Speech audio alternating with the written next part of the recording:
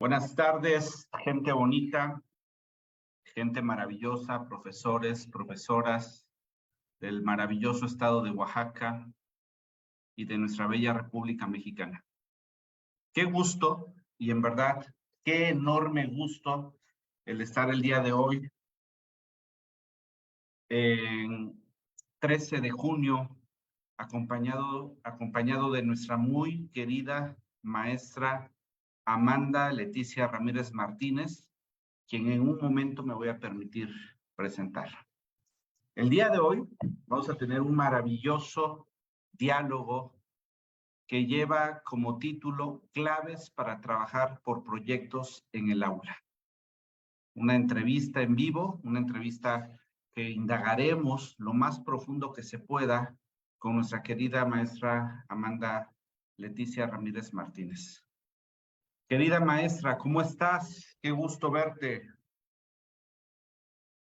Hola maestro Jaime, un gusto, un placer estar nuevamente en UNAO, con UNAO y con esta comunidad que cada día crece más, que se interesa más por profesionalizarse. Estamos aquí los que amamos la docencia, sin lugar a dudas, pero sobre todo que amamos la humanidad, porque la docencia tiene que ver todo con ello. Entonces, para mí es un placer, como siempre, que se abran estos espacios donde podamos compartir, recibir y retroalimentarnos en cuanto al tema que abordemos. Gracias, maestro Jaime. Excelente, profesora. La verdad es que estoy muy contento de compartir contigo este espacio. Déjenme decirles que la maestra Amanda es egresada del programa de maestría del instituto, concluyó sus estudios como maestra en pedagogía y pues bueno, en su formación académica, ella es licenciada en educación preescolar y también licenciada en educación primaria. Creo que la maestra está teniendo algunos conflictos con su internet. Sin embargo, espero que se pueda conectar en unos momentos. Déjenme decirles que este tema acerca de claves para trabajar proyectos en aula es un tema que más allá de estar de moda, se está convirtiendo en esencial para los profesores y las profesoras que trabajan en educación inicial, en educación preescolar, en educación primaria, en educación secundaria, en educación media superior y, por qué no decirlo, en educación superior.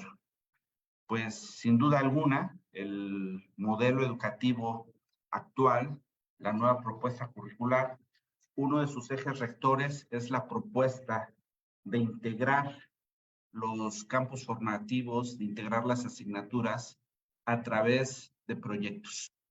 Así que este diálogo con nuestra querida maestra Amanda tiene como propósito identificar la importancia del desarrollo emocional infantil y comprender la relación entre las emociones y el desarrollo de la autoestima.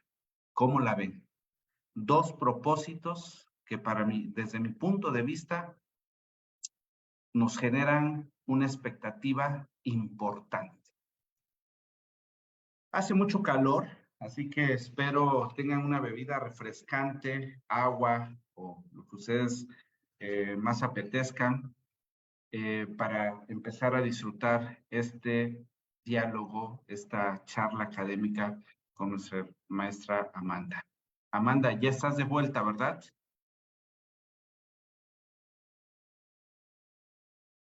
Maestra. Vuelta, maestro Jaime, disculpa, no sé qué. ¿Sí? ¿No me escucha? Estoy Sí, silenciada. okay. Algo. ¿Sí? ¿Me escuchas? Sí, sí te escuchamos. ¿Me escuchas, maestro Jaime? Te escuchamos. Eh,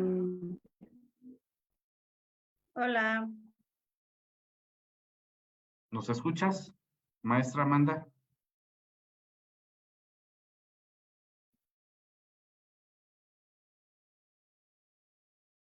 Vamos a esperar un momento, ya se están conectando.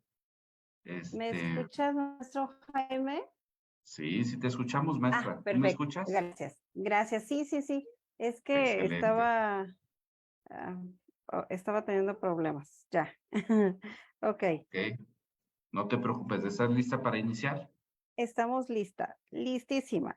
Estoy, Perfecto. nada más déjame salirme de esta otra para que no interfiera en el audio.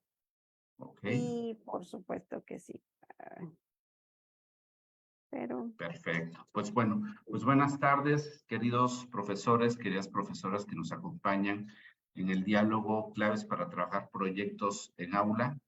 En verdad, estará maravilloso este diálogo con nuestra querida maestra Amanda, que bueno, sabemos que una de las oportunidades, una de las situaciones a trabajar en temas tecnológicos es precisamente mantener la estabilidad en el Internet, que queda fuera de nuestro control la mayor parte de las veces.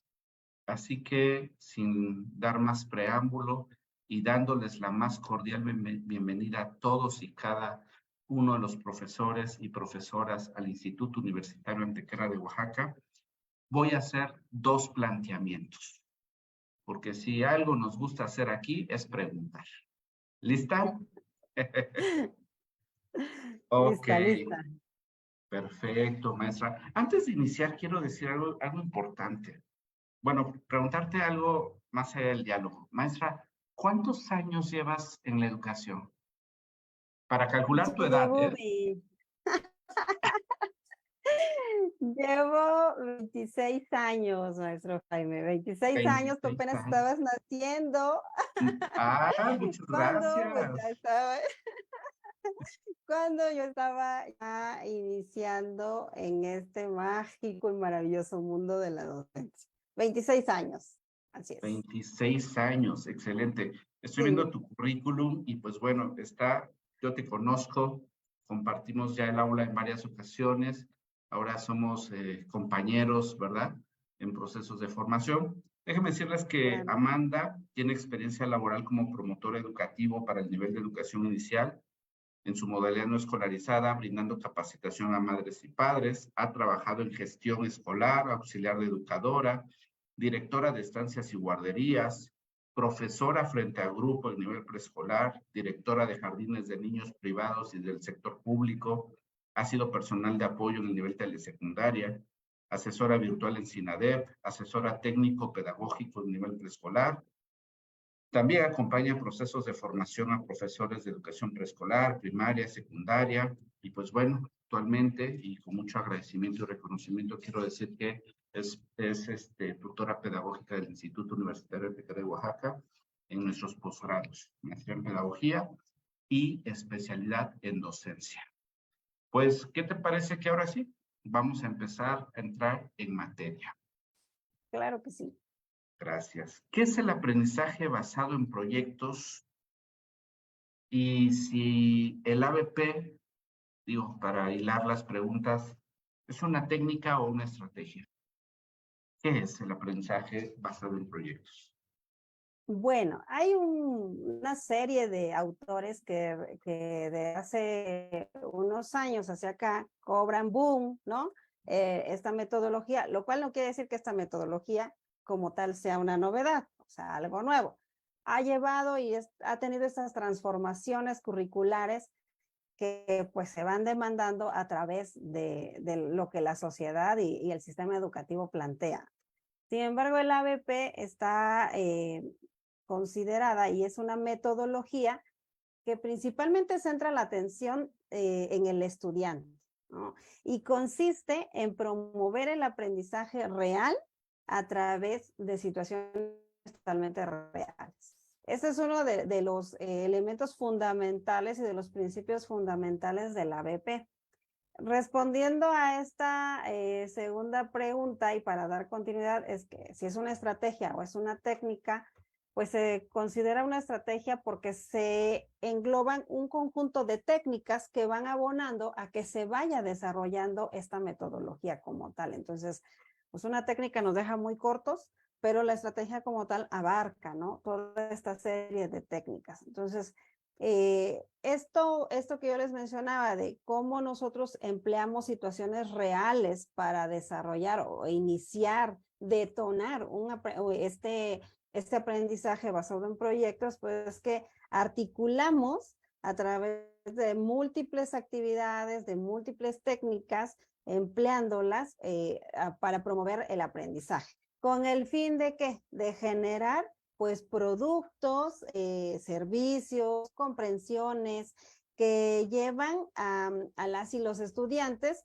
pues sobre todo a resolver problemas o situaciones de interés, de su propio interés, que es algo que nos saca de pronto de nuestro centro, de nuestro confort y de nuestra historia, de lo que significa ser profesor. Pero también esto permite satisfacer necesidades e inquietudes considerando recursos materiales, ya sea recursos materiales, humanos, incluso el tiempo asignado y los roles que cada uno de estos agentes juega dentro de esta metodología. Por lo tanto, pues esta se desarrolla de manera colaborativa. Todos aquí colaboramos, tanto el maestro como todos los estudiantes que están implícitos en ello, y proporciona en las y los estudiantes, pues propicia más que nada estas habilidades de participación, de democracia, que hoy son temas de un interés superior, porque debemos de construir nuevas sociedades, tenemos que estar generando a través del aprendizaje que se desarrolla en el aula, estas habilidades que el ciudadano del siglo XXI debe de ir construyendo. Así también, pues el ABP es esta metodología que nos lleva a la construcción del pensamiento crítico, del pensamiento reflexivo, del pensamiento creativo y que constituye al alumno como un líder altamente competente, capaz sobre todo de enfrentarse y de insertarse de manera adecuada en esta ciudadanía que estamos viviendo. También podría yo decir que los prepara para ejercer esta autonomía que va de la mano de la responsabilidad. Porque cuando nosotros planteamos con nuestros estudiantes un tema y dentro de ellos, al momento de hacer este autorreconocimiento de lo que son capaces, de sus habilidades, pues conlleva una responsabilidad. Ellos se hacen responsables de estas funciones que van a tener que desarrollar dentro de este proyecto. Es decir, no puedo yo eludir lo que ya me toca, y esto es lo que, digamos, en pocas palabras, que el ABP, yo diría que es el cambio de paradigma que necesita nuestro sistema educativo. Definitivamente es algo que urge donde el estudiante se convierta en un protagonista de su propio aprendizaje. Así es, Jaime. Wow, coincido generalmente con todo lo que estás comentando. Y cuando hablamos de que es una metodología de aprendizaje, voy a hacer un comentario, a ver si tú estás de acuerdo, lo quieres contradecir o lo quieres o quieres aportar algo al respecto. Dijiste que el aprendizaje basado en proyectos no es una metodología nueva, y estoy de acuerdo. Desde los 80 ya se hablaba al respecto. Sin embargo, desde mi punto de vista como pedagogo, al ser una metodología de aprendizaje, se puede cimentar en diversas miradas pedagógicas, en diferentes fundamentos teóricos y en diferentes fundamentos metodológicos, ya sea el constructivismo, ya sea el aprendizaje situado, las teorías cognitivas.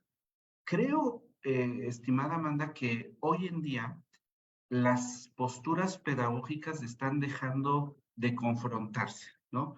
Como decir, lo mío es lo correcto y lo tuyo no, sino más bien estamos entrando en un momento de amplitud en donde el que educa, el profesor, la profesora, tiene la oportunidad de ingresar a este bagaje pedagógico amplio. ¿Qué opinas al respecto? Fíjate que esto es algo bien importante lo que mencionas, porque anteriormente decíamos, bueno, el constructivismo no puede estar en relación con el cognitivismo, digamos, no, o sea, no es que estén peleadas, pero uno defendía su corriente, su enfoque, ¿no? Dentro de esta metodología que yo, de estos autores que más respeto, que se han enfocado en este estudio, que uno de ellos es Juan José Vergara, lo retoma como un arco metodológico, porque es todo lo que rodea a esto y que no nos segmenta. O sea, es decir, tú no puedes meter de esto porque entonces ya irrumpes con la metodología. No es eso. Esto me parece a mí muy atinado lo que tú comentas, porque tiene una plena relación con lo que te comento. O sea, el autor con el cual yo me identifico desde la postura que él tiene, desde este enfoque y con lo que yo vivo en la realidad de mi contexto, definitivamente es así. O sea, todas estas corrientes tienen una amplia relación y se pueden concatenar y se pueden abonar una a la otra, porque si nosotros hablamos que esta metodología promueve la competencia en el ser humano o en el estudiante, y si entonces empezamos a decir que las competencias son bancarias o limitan al estudiante, empezamos a cerrarnos hacia ello. Entonces, lo que tú dices es tan atinado porque es la realidad que vivimos. Ningún estudio ser humano debe de ser limitativo a ese grado, porque entonces coartamos que estos estudiantes desde su cada uno habilidad, desde su interés, desde su práctica cotidiana y desde la misma historia personal que tienen, ¿no? Entonces, totalmente de acuerdo, maestro Jaime. Hay una complejidad y oportunidad que veo con relación a la formación docente, y es esta oportunidad, perdón por repetir el término, de introducirse a este bagaje, ¿no? Académico, este bagaje pedagógico, y que tenga como uno de sus principales resultados el ampliar su visión de educar. Hace un momento mencionabas algo muy interesante que coincido, que conecto con ello, que tiene que ver con la responsabilidad del estudiante. Y eso está plasmado en muchas de las visiones que se tiene acerca del estudiante, ¿no? Decía don Pablo Latapí que es la oportunidad de llevar a los niños, a las niñas, a los jóvenes, a los adolescentes, a ser hombres y mujeres de bien. Pero ¿quién puede llegar a ser un hombre de bien? Pues aquel que se va a responsabilizar de sí mismo, no en un sentido propiamente moral, sino en un sentido de carácter ético. Maravilloso, maestra. Maravillosa, maravillosa respuesta. Otra pregunta para, no sé, ¿cómo te sientes? ¿Vamos calentando bien? ¿Sí? Vamos calentando perfectamente. Eso. Me agrada, me agrada. Muchas, déjame saludar a nuestro, ya se encuentra con nosotros Alfredo García. Bienvenido, gracias por escucharnos. Está Cecilia Zárate, bienvenida. Ashgel, bienvenido, bienvenida también. Qué gusto que estén con nosotros. Hay ya varias profesoras, varios profesores, profesores, estudiantes conectándose. Y pues bueno, la maestra Amanda tiene mucho que aportar. Es una educadora de corazón, nació para ser educadora. Soy testigo fiel de cómo lo disfruta, cómo lo vive. Y pues bueno, miren esa sonrisota que tiene en la cara, no lo puedes evitar. Ahí va mi pregunta. ¿Cuáles son los fundamentos pedagógicos de esta metodología? Mira que esta pregunta que haces tiene una total relación con lo que estamos hablando. Habitamos un mundo muy complejo, Jaime, muy complejo y muy cambiante. La humanidad ha sido siempre así, no es que sea algo novedoso, ¿no? Pero en algo que coinciden distintos autores y que yo retomo de lo que menciona Morín, por ejemplo, hasta Bauman, son así como que lo que ellos mencionan es que hoy vivimos una realidad que ya no puede diferenciar entre lo físico y lo virtual. A raíz de lo que hemos vivido recientemente con esta situación, vivimos, se incrementó aún más. Si ya de por sí las redes sociales venían cobrando y estas tecnologías una gran fuerza, hoy en día es muy difícil diferenciar estas dos realidades. La vivimos en una cotidianeidad hasta el punto de que esta hibridación entre lo tecnológico y lo humano, si tú te das cuenta, hoy hablamos mucho de esta inteligencia artificial, esta realidad virtual que hoy se vive y que nos lleva a perder de pronto la esencia del ser humano, lo que es el ser humano como tal, lo que debería de preservar en el ser humano. No me cierro, lleva a los cambios y que debemos de estar preparados para ello, transitarlos, vivirlos, experimentarlos y disfrutarlos. Sin embargo, la realidad que hoy vivimos es muy gris.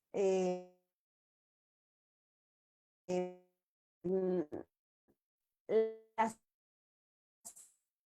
ciencia o este devenir de la ciencia, o por lo menos el desarrollo técnico, ha supuesto grandes logros. Y sí es así. Un ejemplo de ello es que hoy estamos aquí conectados, ¿no? Pero también ha contribuido ya o esta brecha de desigualdad que existe en nuestro planeta. La mitad de los habitantes no cuentan con internet y no se diga con internet, ni siquiera con alimentos, o sea, ni siquiera tienen que comer. Hablamos de este colapso que existe en el planeta. Es algo indiscutible, o sea, es algo que ha habido desde mi punto de vista pseudo investigaciones donde dicen que el calentamiento global es un proceso natural y que tiene que suceder. Ellos defienden su postura. Yo creo que más allá de lo que estos científicos definen como calentamiento global, creo que también nosotros somos una parte muy en este hiperconsumo que realizamos. En este secuestro que tenemos de moda, de las tendencias que nos llevan a cambiar nuestras conductas sociales y culturales. Definitivamente, creo que a pesar de que estos estudios dicen que es algo natural, este hiperconsumo que hacemos no corresponde a lo que la naturaleza nos aporta. Es decir, hemos rebasado todo lo que nos provee en relación. No hay una relación equitativa entre el consumo y la producción.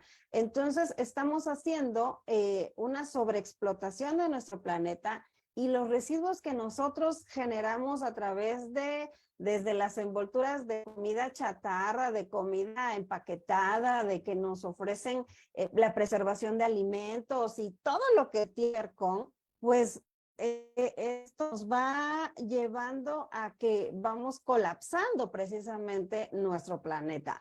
Yo creo que podrá haber múltiples estudios e investigaciones que difieran de lo mío y porque son científicos, pero yo también soy observadora y también soy crítica de lo que sucede. Aunado a estas demandas, encontramos otras urgencias. Por ejemplo, la identidad de género, de creencias, de ideologías, que también va en incremento de forma importante y que nos lleva a más. Y que frente a una lógica relacional, podemos decir así, basada en el respeto y la riqueza que nos ofrece la diversidad, pues corre el riesgo de viajar hacia un mundo donde cada vez sea más homogéneo o donde cada vez que sea más homogéneo y que criminaliza la diferencia, que desgraciadamente lo vivimos, cuando que diferentes somos todos. O sea, no podemos esperar que el mundo sea homogéneo y que todos seamos iguales y pensemos igual y que el que piensa diferente esté equivocado.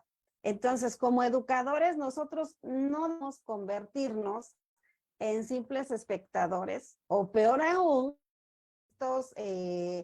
de estos casos, ¿no? Y participantes que vamos a hacer. Entonces, resulta imposible pensar que una sociedad justa sea posible sin la educación y que además, sin que se comprometa con las personas que se educan, que son nuestros estudiantes, desde los más pequeños hasta los más grandotes, pero todo aquel que se ostente en esta postura de ser docente tiene un compromiso con con este estudiantado, con estos aprendices que de alguna forma, ya sea por obligación, por deber, por gusto, por placer, se ponen en las manos de otra persona a que genere este aprendizaje, a que provoque en ellos este interés por aprender. Entonces, pues yo creo que la educación y uno de los fundamentos pedagógicos debe ser necesidad de esta educación es de que se comprometa con los valores del desarrollo humano. Definitivamente no podemos dejar desapercibido y seguir siendo pasivos en que vamos a sacar el libro y vamos a repetir lo que dice, sin que construyamos en ese humano estos valores con los que va a actuar en sociedad. Nos quejamos de la sociedad, pero nosotros somos parte de esa sociedad y también somos partícipes de esos antivalores cuando nosotros no los modificamos o no hacemos nada y nos quedamos ahí viendo. El siguiente fundamento pedagógico creo que es bastante importante, esta urgencia de acomodar la formación de nuestros aprendices. Hay una necesidad que impone el mundo actual en este siglo XXI, que nosotros tenemos que ser parte de ello y que logremos que se diferencien de una forma muy notable y creemos que en tiempos pasados era otra cosa, hoy es algo diferente y no podemos seguir educando como se educaba hace 20 años, porque la edad ha cambiado y las demandas son otras, porque nuestros jóvenes son otros, nuestros niños son otros, nuestras necesidades son otras. Y el tercer fundamento pedagógico que yo retomo y que la verdad valido mucho porque últimamente se habla mucho de esta revalorización del docente. Absoluto que a la necesidad como docente tenemos y por tanto debemos de desarrollar este trabajo en el marco del sistema educativo llamado currículo, pero desde este enfoque de que somos también nosotros o tenemos también derecho a participar, a generar, a proponer y no solamente ejecutar. Para mí esos son creo que los tres principales fundamentos pedagógicos que mueven esta metodología, sin que yo no diga que existen más, pero para no irme tanto, ya sabes que este tema a mí me apasiona, no voy a irme más allá, pero tomando los tres ejes rectores de la educación y los que estamos implícitos en esta metodología, lo vemos así, ¿no? Es esta necesidad del desarrollo humano, es esta parte de la urgencia de acomodar la formación y es también la revalorización, pero de verdad efectiva de ser docente, ¿no? Esa es mi respuesta, Jaime. Gracias por compartir tus reflexiones, Amanda. Eres, en verdad, te lo digo, muy amable. Si me permites, quiero saludar a los profesores que se están conectando. Mi querido profesor Jesús Juárez, bienvenido. Es nuestro estudiante de la maestría en pedagogía. Nuestra querida Alejandra Ríos, bienvenida. Estelita. Maestra Toñita Pérez, bienvenida. Muchas gracias por estar. Gracias a Os Sirlian también, Evelyn, Cecilia Zárate. Saludos hasta Nuevo León, Susana Leiva, bienvenidos, y a todos los que nos escuchan. Todo esto que tú dices, querida Amanda, es bastante valioso. Y si me permites, quiero compartir ahora yo 3 fundamentos pedagógicos desde otra postura. ¿Te parece? El primero de ellos es la investigación, que nos va a llevar a un segundo principio pedagógico, el descubrimiento. Pero hay un principio que antecede, que toda esta metodología, y tú lo dijiste en un inicio, es todo se genera desde la idiosincrasia, desde las características, desde las cualidades, del contexto donde están nuestros estudiantes que van a participar activamente en un proceso de formación. Porque sin duda alguna, el aprendizaje basado en proyectos pertenece como metodología a las pedagogías activas. ¿Verdad que sí? Pues bueno, pues entonces vamos a pasar a la siguiente pregunta. Y esa es una pregunta, en verdad te lo digo, retadora. Y cuando digo retadora, lo digo en el mejor de los sentidos. ¿Por qué? Y este por qué es profundo, ¿eh? ¿Por qué? ¿Por qué aplicar el ABP en esos espacios maravillosos llamados aulas? ¿Por qué, querida Amanda? Mira, hemos mencionado, tú lo acabas de decir, ¿no? Lo has mencionado. Uno de los elementos pedagógicos que fortalece y que cimienta más que nada esta metodología es el aprendizaje colaborativo o cooperativo, como lo mencionan algunos autores. Es diferente cooperar que colaborar, ¿no? Pero bueno, al ser uno de estos, uno de sus cimientos, trabajar en el aula, y si nos vamos a centrar, ya sea en una aula física o en un aula virtual, pues nosotros sabemos que independientemente de las características que tiene cada una de ellas, la socialización que se da entre pares es lo que favorece que el aprendizaje se desarrolle. ¿Por qué? Si hablamos del aula física, los estudiantes se conocen, conviven, tienen identidad con algunos, con otros más, menos, pero nos permite de alguna forma como colegas, como compañeros, como pares, decir, me parece que Jaime tiene más claves para este tema, para actividad, y yo para la otra, y Patti para la otra, y Marisol para otra, ¿va? Nos conocemos, nos reconocemos además. Entonces, en el aula se crean estos ambientes de aprendizaje que favorecen que esto suceda. Y nosotros conocemos estos ambientes de aprendizaje desde lo emocional, lo físico y lo cognitivo, que tiene que ver con que esto pueda ser una realidad. Por lo tanto, pues anterior y esto, la escuela es un espacio por demás propicio, o el aula como lo mencionamos, para fomentar el aprendizaje generando el conocimiento.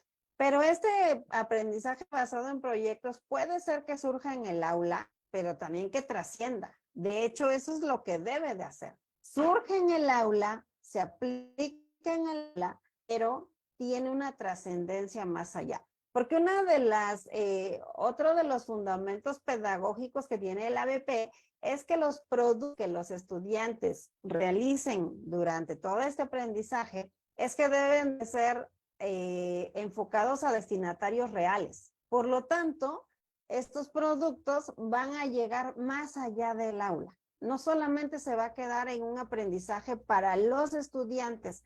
Fíjate lo gratificante que resulta para un estudiante reconocerse como el que transforma, el que genera, el que provoca un cambio en otra persona. Se me viene ahorita a la mente este tema que ahorita está cobrando mucho auge de estas canciones que de cierta manera incitan al consumo de sustancias nocivas, ¿no? Pero si nosotros le presentamos a los chicos, vamos a hablar de chicos de sexto, de primaria, de quinto, de cuarto y de secundaria. Les presentamos un video o les damos un folleto o les decimos que eso no es correcto, pues tú que aparte tienes una formación de psicología, me vas a decir que pues por supuesto que el estudiante me va a tirar a, ajá, sí, ok, ¿no? Pero él tiene una identidad con una comunidad de su edad, su rango, de su contexto, con quien se identifica y que lo que yo le diga es inválido. Y lo que digan los que están dentro de su contexto cotidiano es lo que se valida.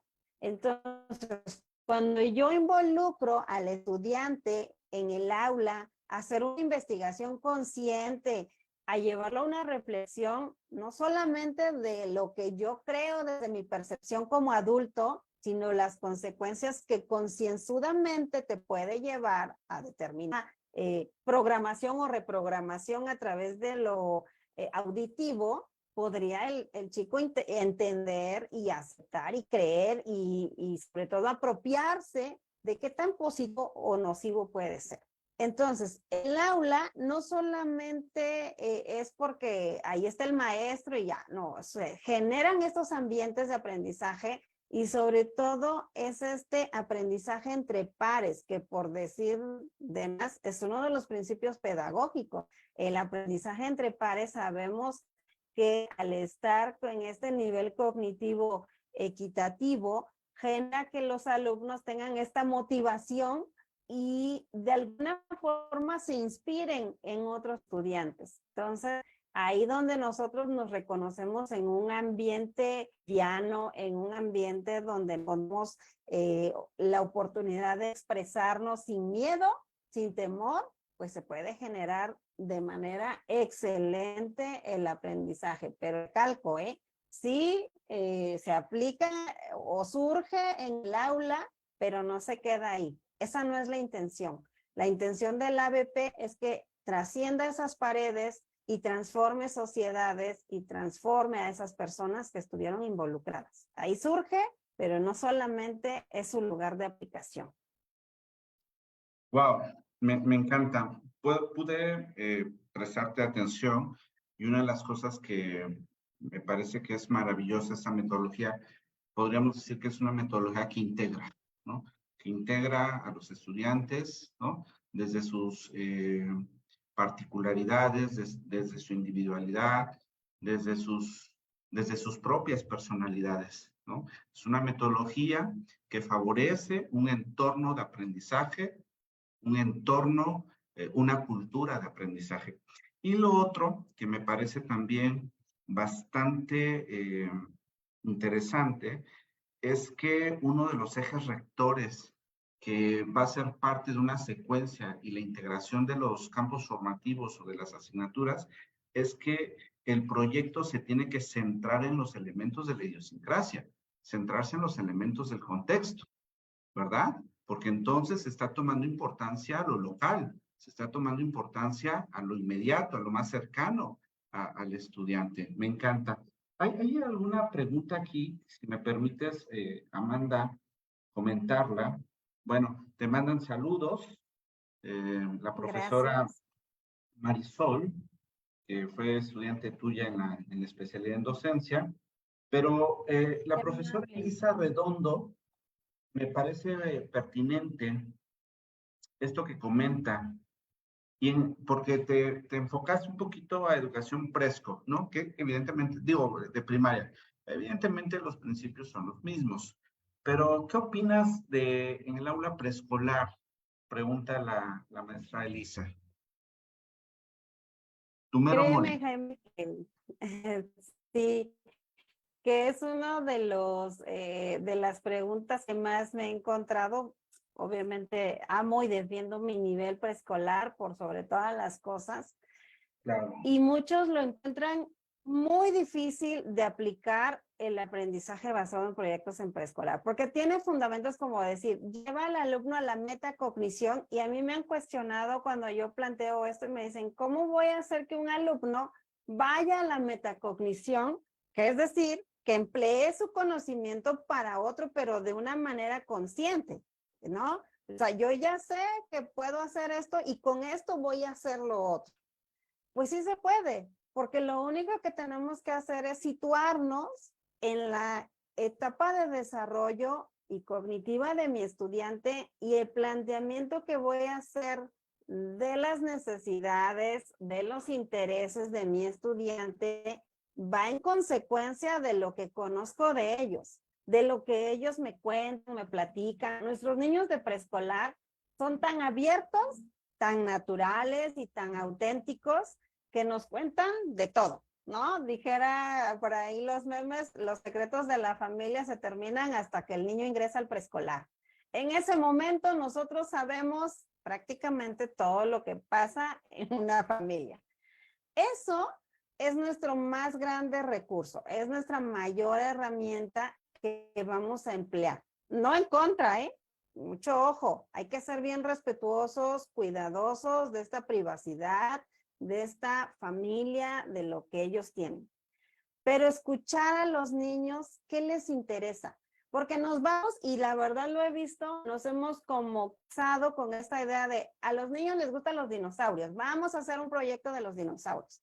Sí, pero ¿de qué manera impacta en todo esto que yo ya mencioné? O sea, ¿cómo hace el alumno reflexivo, crítico, autónomo, líder y todo lo demás que tenga que trabajar un proyecto de dinosaurios? No quiere decir que esté vetado y que no lo podamos trabajar, pero podemos trabajar de una manera de hacer una investigación de por qué se extinguieron, qué sucedió para que esos animales se extinguieran, qué procesos naturales sucedieron, o si tuvo alguna injerencia otra especie viviente que sucedió, y llevar a los niños a través de de un tema que para ellos es relevante, como son los dinosaurios, a hacer una investigación de la mano de sus maestros. O sea, el niño, por lógica, no va a ir a investigar él solo, porque no lo podemos enfrentar a que vaya y entre a las redes sociales. Para empezar, no sabe leer ni escribir.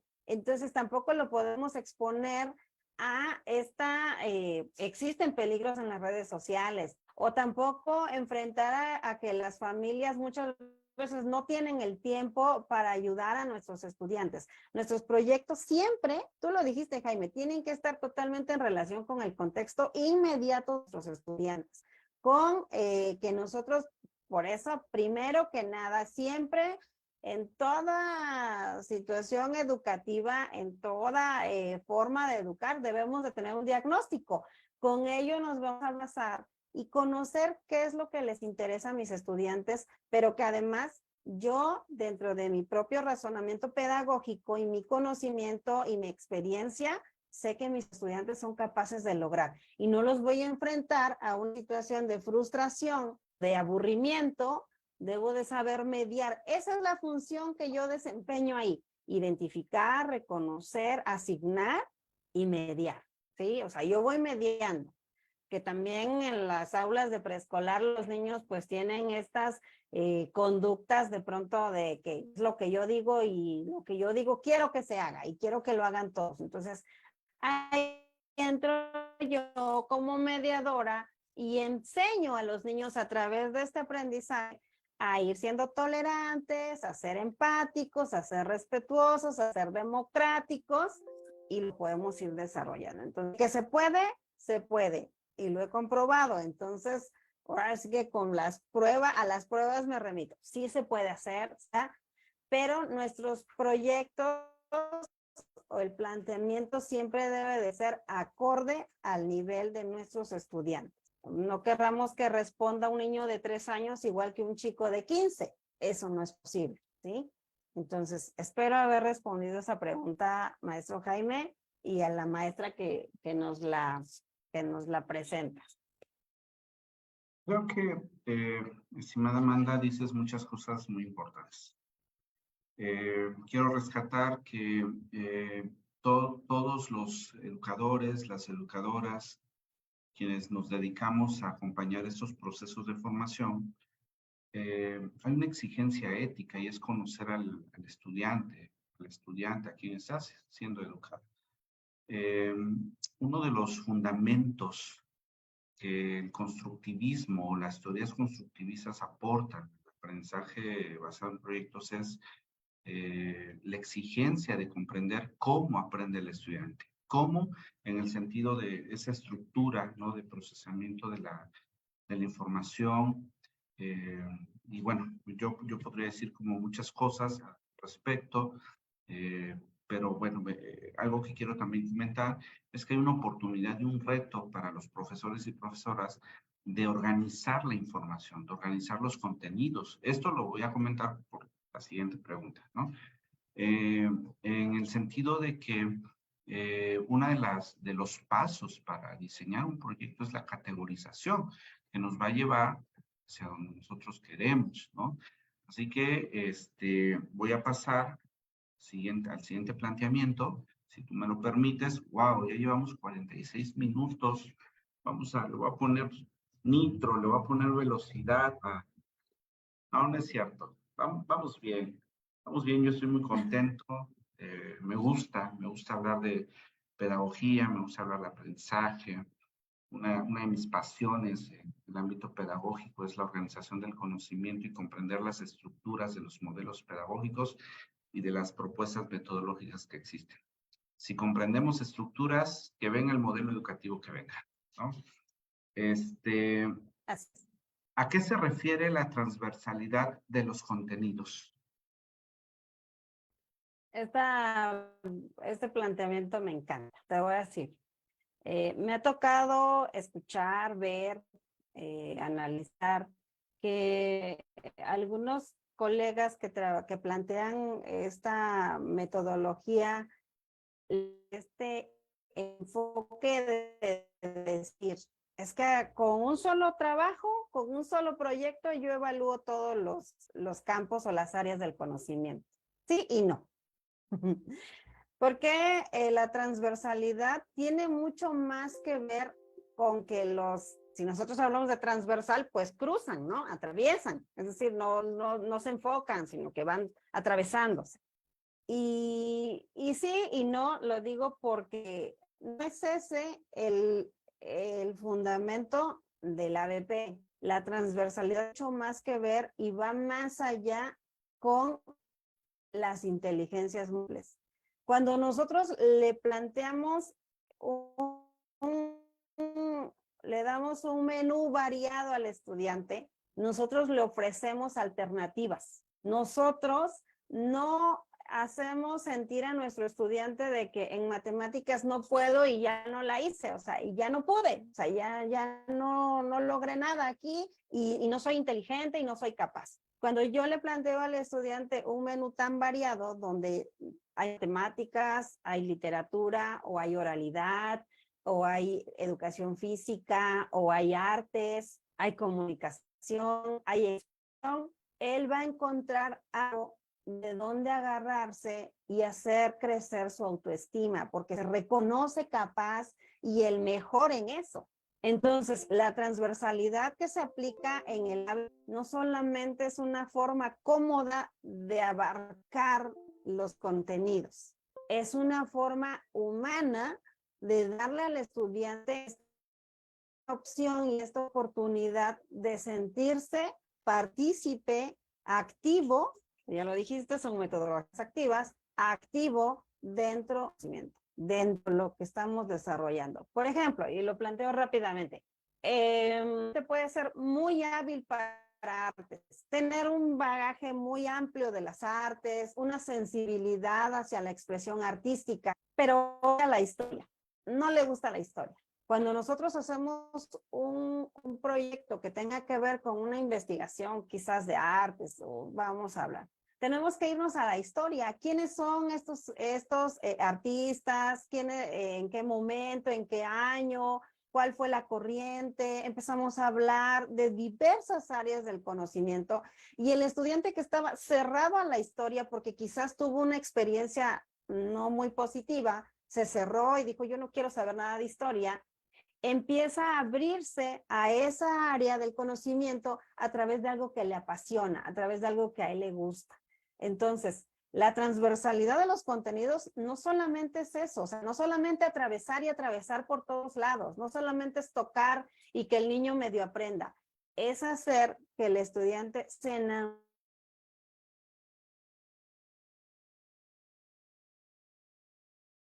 Muchas personas dicen a mí, ¿para qué me sirve la historia si eso es algo que ya pasó? Bueno, te sirve a qué, en qué periodo, por qué las personas pensaban de esa manera, actuaban, se expresaban, por qué pintaban, hablando de las artes, por qué expresaban sus emociones de esta forma y por qué se crearon otras corrientes. Entonces, la transversalidad es mucho más que tocar.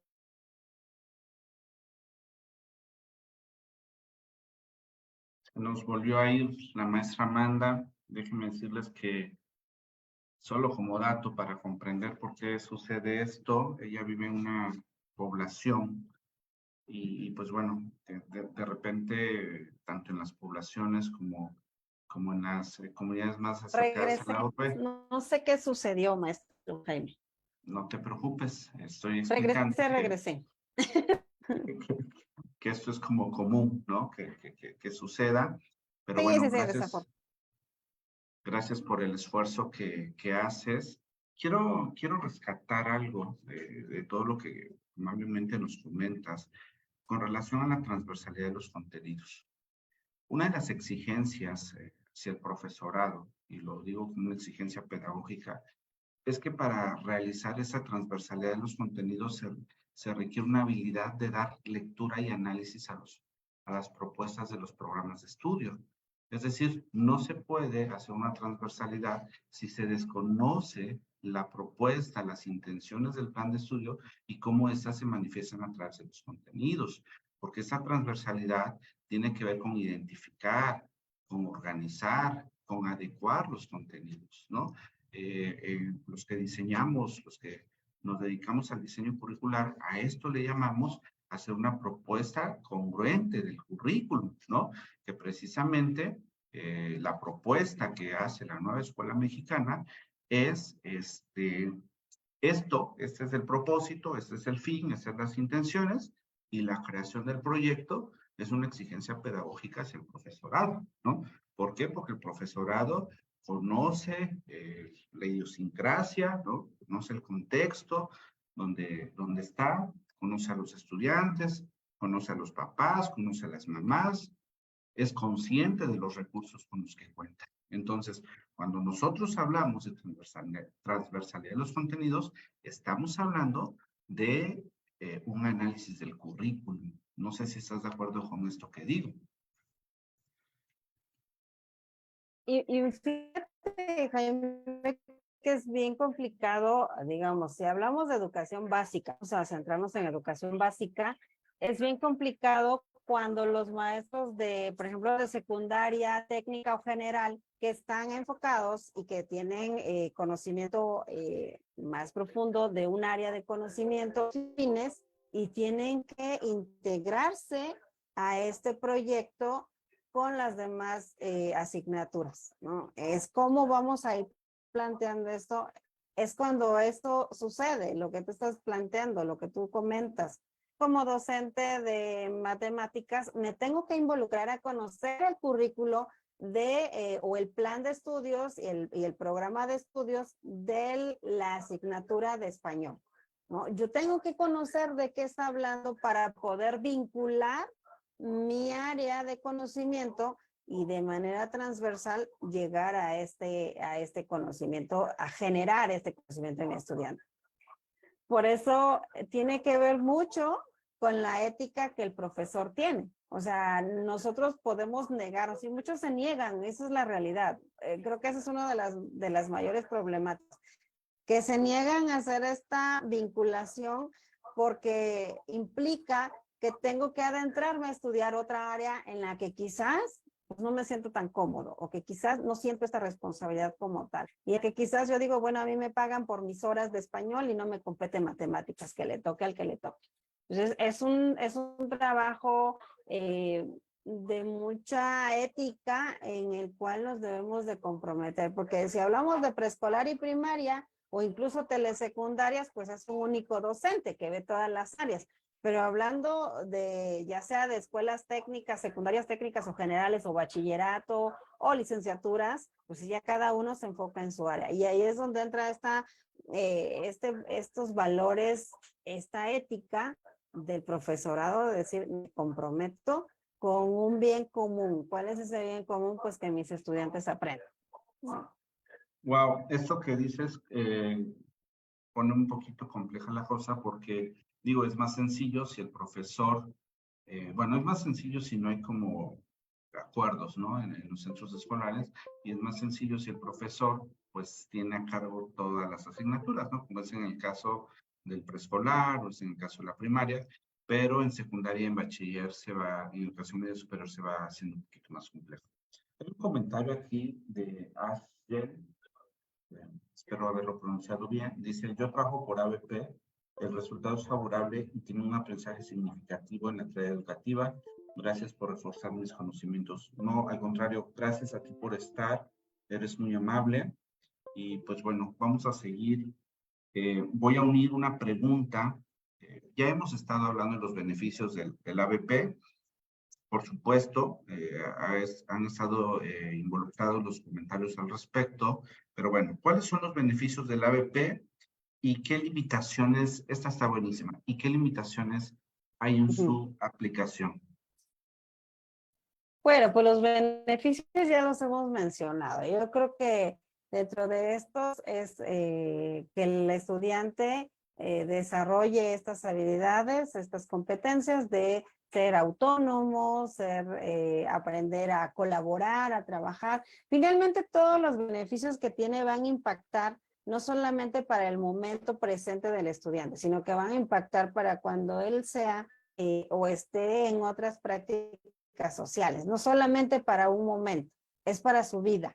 Ese es, creo que, uno de los mayores beneficios que tiene el aprendizaje basado en proyectos, que prepara al estudiante para la vida común, porque nosotros desarrollamos proyectos de la vida real, de situaciones reales y auténticas que el estudiante se va a encontrar a la vuelta de la esquina, en cualquier momento. Es decir, no va a tener que ir a otro país o va a tener que esperar 50 para que esto suceda. Esto le va a pasar en el momento y él va a tener que adquirir o construir estas habilidades de enfrentarlas y solucionarlas en el momento de la mejor manera. Ahora, ¿qué limitaciones tiene? Pues para mí, en local no he encontrado tantas limitaciones, lo repito, por el nivel en el cual trabajo, pero lo mencioné hace un momento. Creo que una de las mayores limitaciones es que logremos ponernos de acuerdo como docentes cuando tenemos diversas áreas del conocimiento, que logremos de verdad entender y aceptar que nosotros somos responsables del aprendizaje de esos chicos y que si nosotros no damos, pues vamos a seguir siendo igual, o sea, tenemos que estar en lo mismo. Y otra de las dificultades que encontramos es esta confusión que se genera a través de la desinformación. Yo les reitero, el aprendizaje no se logra con el proyecto, se logra a través del proyecto, a través de cada una de las actividades que vamos desarrollando, es que vamos abonando a que esta persona vaya construyendo su conocimiento. Vamos a esperar hasta el final, hasta el producto final para decir mi estudiante sí aprendió. Entonces, esto me parece que tenemos que fortalecer y decir cuáles son pues estas limitaciones que nosotros debemos ser conscientes de que ser paciencia, porque nos entra la ansiedad cuando decimos, es que yo traigo el plan de estudios aquí atrás de mí y ya me está marcando que ya tengo que ver otro contenido y ya tengo la urgencia. Entonces, me parece que esa es una de las mayores limitaciones. El sistema educativo administrativo, que es el que de pronto sí que nos presiona Y ahí, ahorita más adelante, si me permites, voy a hacer un comentario en relación a eso, pero creo que una de las mayores limitaciones es esta. Una, primero, la función o la intención y la decisión que toma el profesor. Segundo, el sistema educativo, que sí nos presiona, que sí nos exige, que otra de las cualidades del ABP es la evaluación formativa. Y de pronto el sistema educativo no, sí te pide la evaluación formativa, pero no te permite llevarla como tal. Esa es otra de las limitaciones.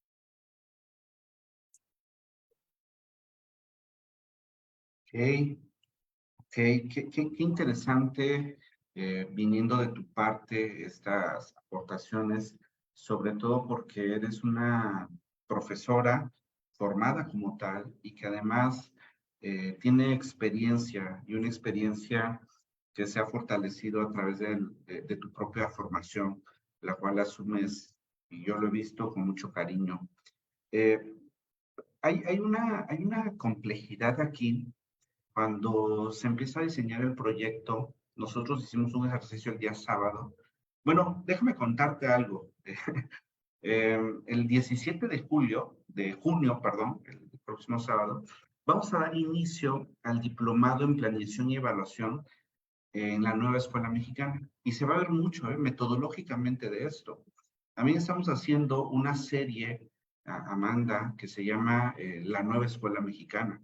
Y ahí estamos dando recursos, bueno, los recursos metodológicos apenas se van a publicar acerca de cómo antes de crear un proyecto, ¿no? Necesitamos diseñar un planteamiento, porque el planteamiento va a ser el parteaguas para la creación del proyecto. Y ojo, el planteamiento no es un propósito, el planteamiento no es un objetivo, el planteamiento no es una competencia, el planteamiento es algo mucho más profundo, mucho más, ¿cómo decirlo? Es un parteaguas, es la brújula que nos va a dirigir en cada momento del proyecto. Así que, mis queridos profesores, mis queridas profesoras, si bien es cierto, es un reto que estamos asumiendo con valor, con valentía, con cariño. No es nuevo, es algo que ya tiene casi 40 años y pues bueno, se ha ido implementando. Sin embargo, hoy es un eje rector en la propuesta del marco curricular de la nueva escuela mexicana y como tal, pues evidentemente es necesario estudiarlo, es necesario comprenderlo y es necesario crear una estructura para nosotros poder. Fíjate ahorita que mencioné estructura, ¿no? El constructivismo también aporta que se deben crear estructuras sobre las cuales la construcción de los saberes se asiente. Y esas estructuras las va a aportar precisamente el aprendizaje basado en proyectos. Así que, mi estimada Amanda, se nos está yendo el tiempo y está bien interesante, pero te quiero decir una pregunta también que conflictúa un poco. ¿Qué piensas? ¿Cuáles son las dificultades a las que se enfrentan nuestros docentes, nuestras queridas profesoras, nuestras y nuestros estudiantes ante la aplicación del ABP? Bueno, creo que esta respuesta tiene mucho que ver con la anterior. Sí. Lo que definitivamente siento que impacta o dificulta esto, de pronto es la propia falta de interés por hacer algo diferente, ¿no? Seguimos trabajando mejor con lo ya probado, con lo ya, a lo mejor no justifico y digo, pues es más fácil cuando tenemos 30 estudiantes, 35 estudiantes en un aula y decimos, híjole, si enfrentarme a proyectos, créanme que cuando ustedes empiecen a aplicar el proyecto, va a facilitar el trabajo para todo ese grupo numeroso. Pero sí, una de las mayores dificultades es el interés y también es eso, porque información acerca del ABP hay hasta decir basta, no es algo que desconozcamos y que digamos, es que no sé cómo aplicarlo. Puede ser que no, pero hay muchos espacios donde nosotros podemos aprender cómo aplicar el ABP.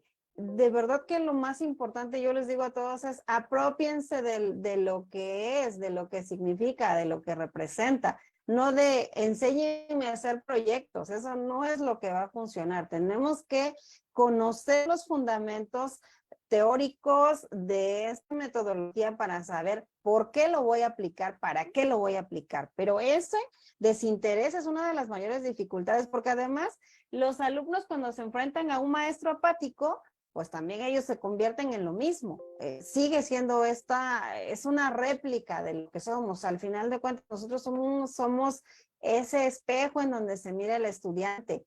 Si nosotros llegamos entusiastas al aula, nuestros estudiantes también, pero si llegamos cansados, pues muy difícilmente vamos a lograr algo. Y repito, una de las mayores dificultades es esto, nuestro sistema educativo que nos plantea estas metodologías activas, pero nuestro mismo sistema educativo no nos ha provisto de los elementos que necesitamos como tal. O sea, no hay una congruencia, no hay una concordancia entre lo que se plantea y lo que tenemos. Si hablamos de estas políticas públicas, no tienen una relación con las políticas educativas que deben de existir en nuestro país, ¿no? Esa es una de las mayores dificultades a las que nos enfrentamos, para ser precisa. Sí, me parece bastante interesante todo esto que comentas y lo digo muy en serio, muy genuinamente.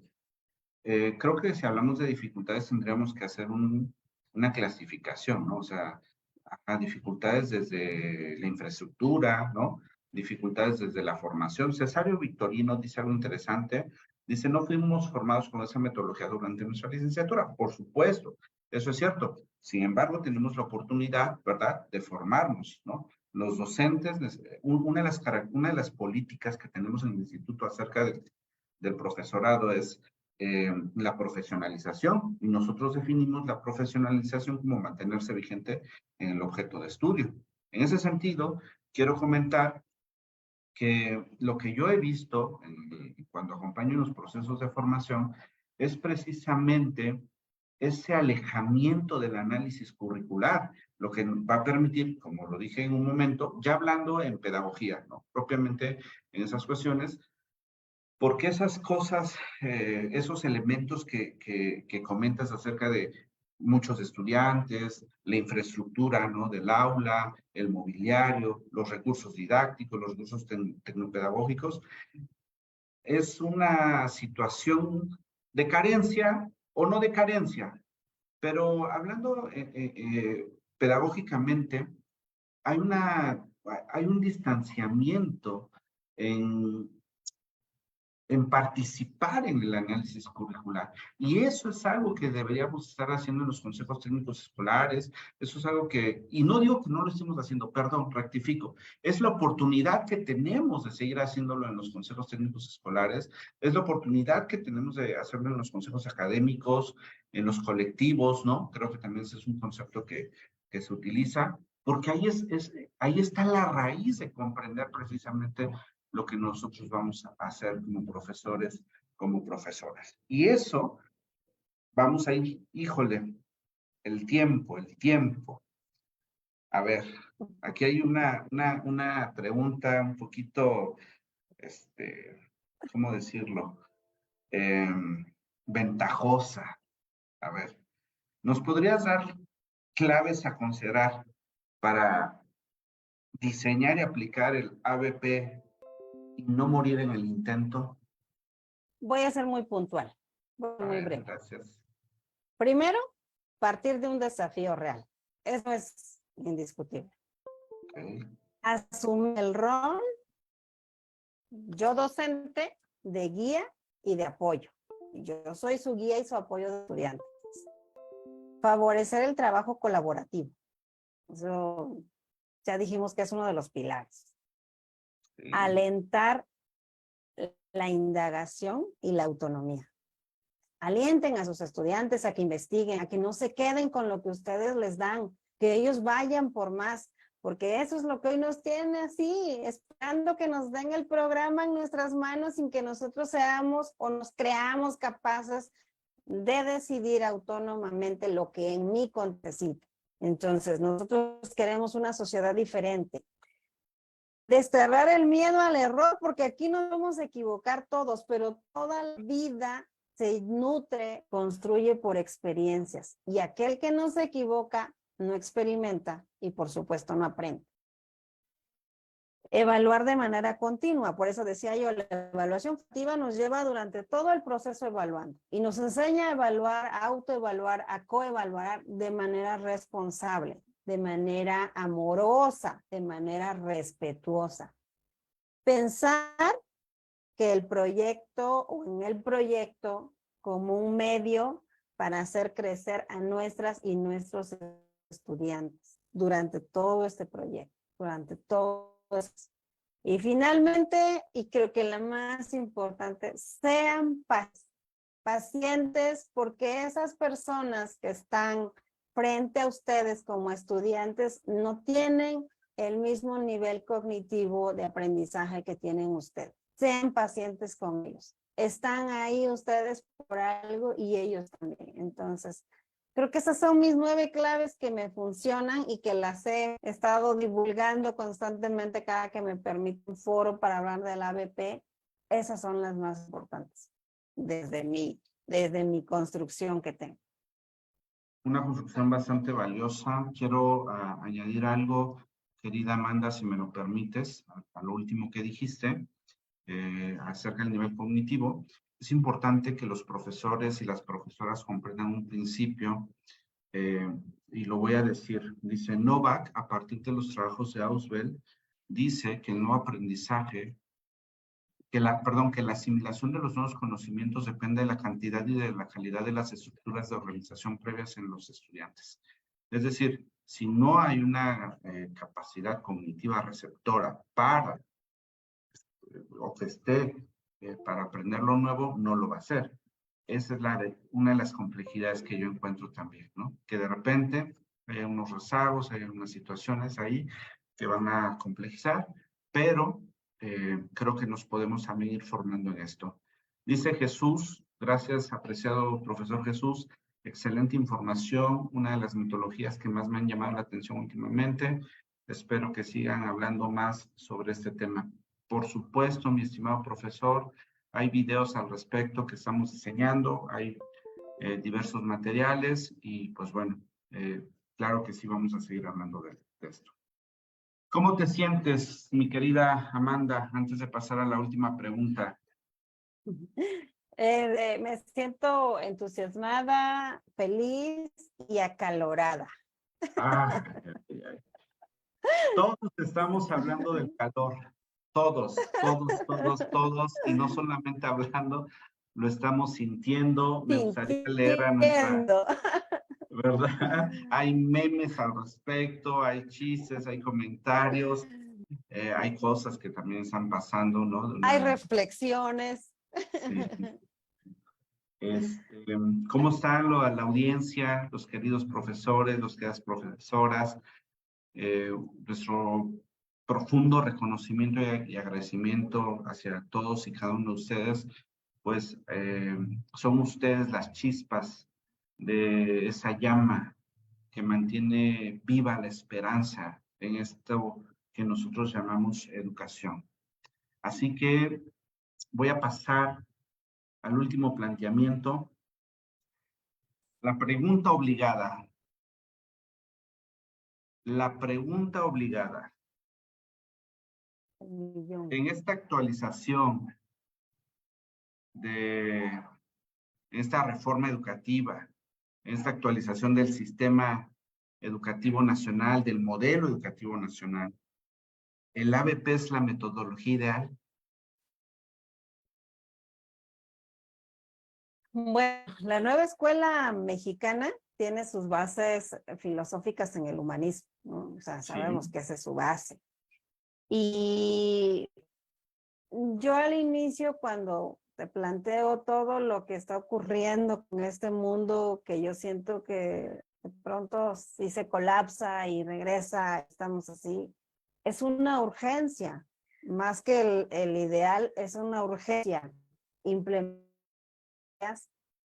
que hagan que las personas implicadas en ello reflexionemos, transformemos lo que está pasando, lo que está sucediendo. La educación es un vehículo para transformar las sociedades. Eso es, si no, no estuviéramos aquí, no estuviéramos tan interesados en ser partícipes de ello. Por tanto, yo creo que es una metodología, no hablemos de ideal, pero sí muy acertada, porque de hecho este modelo educativo, esta nueva escuela mexicana, nos plantea cuatro metodologías activas, ¿no? No se enfoca solamente en el ABP. Sin embargo, el ABP tiene esta bondad de que puede acomodarse en cualquiera de las áreas o de los campos formativos. A diferencia de que si vemos STEAM, no entra de lleno en todas las áreas, aprendizaje por servicio comunitario tampoco entra en todas. En cambio, el ABP puede abarcar todos los campos, los 4 campos formativos que plantea la nueva escuela mexicana o este nuevo currículo. Para mí, de verdad, yo lo decía hace un rato, no solamente están aprendiendo nuestros alumnos, estamos aprendiendo nosotros también con esta metodología. Te lo menciono hace unos instantes. Cuando nosotros no estamos acostumbrados a ejercer la autonomía, pues nos cuesta mucho creer que otra persona lo pueda hacer. O sea, nos cuesta mucho pensar que yo en mi hegemonía rectora de que traigo el conocimiento y la luz, pueda creer y aceptar que mis alumnos también puedan ejercer su autonomía y que pueda yo aprender de ellos. Entonces, por lo tanto, para mí, sí, pues sí creo que es una metodología muy, muy congruente con lo que se plantea. Creo que eso es lo que hace falta, que sea congruente, pero también regreso a lo otro. Hay que dotar de todo lo que hace falta también, ¿sí? En esta parte, nosotros como profesores de aplicar esta metodología, la parte pedagógica y la parte ética, me parece que es lo que se requiere, lo que se necesita y que va a ser altamente funcional si aprendemos a trabajar con nuestros compañeros y si logramos que el aprendizaje de nuestros estudiantes se promueva de manera transversal, conscientemente, humanamente, donde ellos se reconozcan capaces de enfrentar el reto que se les plantee a través de estas metodologías. Entonces, tiene una relación, tiene una congruencia, no está disparatado, por lo tanto, por ello me parece muy adecuado, me parece propicio para ello, ¿sí? Pues para no alargarme tanto, Jaime, a mí me encanta la escuela, hablar de la nueva escuela mexicana, pero no es del, entonces, pues me quedo con eso, de que sí, yo creo que sí, estos argumentos que tiene la nueva escuela mexicana, estos principios filosóficos que tienen muchísima relevancia en relación a lo que plantea esta metodología. Pues eso Hay es muchas todo. preguntas, estimada Amanda, bien interesantes que estoy leyendo. Y pues bueno, el tiempo se nos ha acabado. Ahí, Naira dice, todo lo que se menciona es esencial y es trabajo que debemos hacer fuera y dentro de aula. Enseñar a nuestros alumnos a indagar, porque investigar es también un proceso de acompañamiento. Y pues bueno, muchas gracias, Naira. Ahorita que decías dotar de lo que falta, déjame decirte que desde mi perspectiva como pedagogo, como educador, nada que un proyecto formativo serio no pueda suplir, ya sea en entornos escolares, en entornos no escolares, pero a mí me parece que el profesorado en este momento histórico estamos pasando una brecha para hacer academia. Realmente necesitamos hay un clamor, en verdad lo digo, para que los profesores documenten sus pedagogías, para que los profesores documenten lo que están haciendo. Yo coincido contigo, a mí no solo me gusta hablar de la nueva escuela mexicana, me gusta mi crítica hacia la nueva escuela mexicana en aportar precisamente lo que hace falta, ¿no? Reflexiones, de tipo teórico, propuestas para diseñar metodologías, crear estos escenarios. Somos parte, evidentemente, de un proyecto en continua construcción, donde todos los involucrados, profesores, profesoras, padres de familia, mamás de familia, etcétera, somos responsables, ¿no? Todo en beneficio de quienes están siendo educados. Querida ¿Sabes Amanda, qué, Jaime? sí, adelante. Permíteme algo muy breve. La educación es un tema muy serio. Yo soy una persona muy alegre, y tú lo sabes, ¿no? Pero esto no quiere decir que para mí la educación sea un motivo de burla. Y la verdad a mí me lastima de manera de verdad muy, muy tajante cuando en cada consejo técnico una serva se prepara para hacer un consejo técnico de la forma más profesional posible y empiezan a circular los memes que no son a lo mejor de mi zona, pero yo los veo en muchas más. Y yo creo que es un reflejo de lo que sucede en unos y en otros.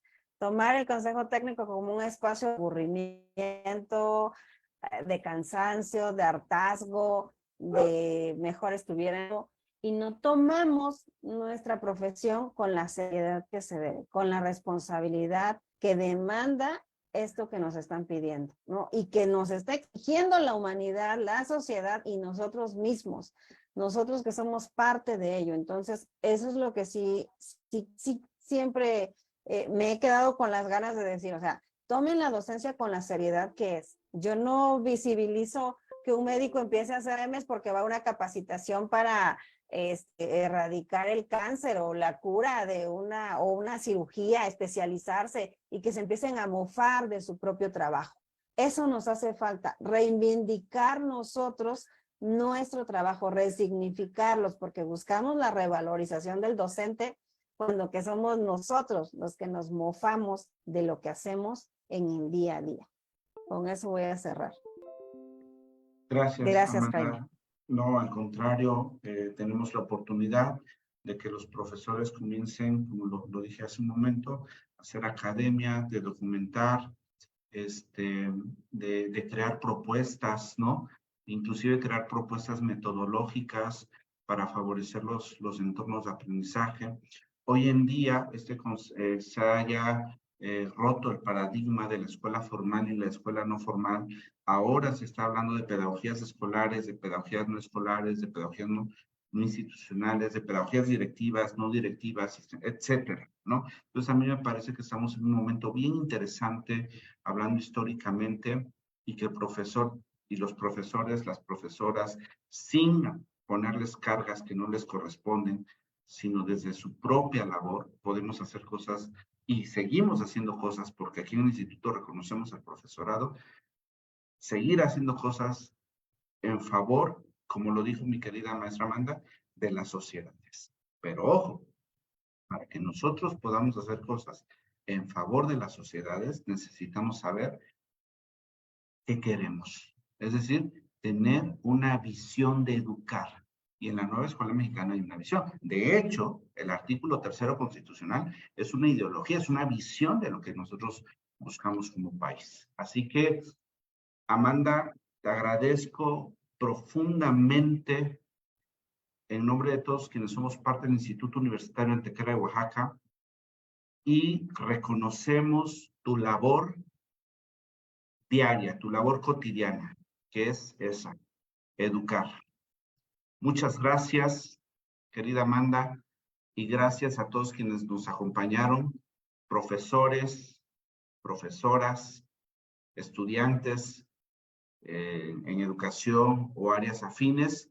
Y no me queda más que decirles, nos vemos en 15 días.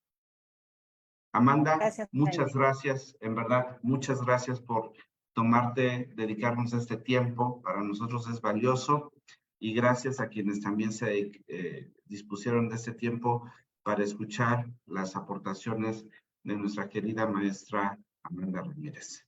Les mando un fuerte abrazo, aunque haga calor, no me importa, les mando un fuerte abrazo, es virtual, y que les sigan pasando cosas maravillosas, cosas bonitas, descansen, que tengan un sueño reconfortante y nos seguimos viendo en la siguiente transmisión. Muy buena tarde a todos. Un abrazo.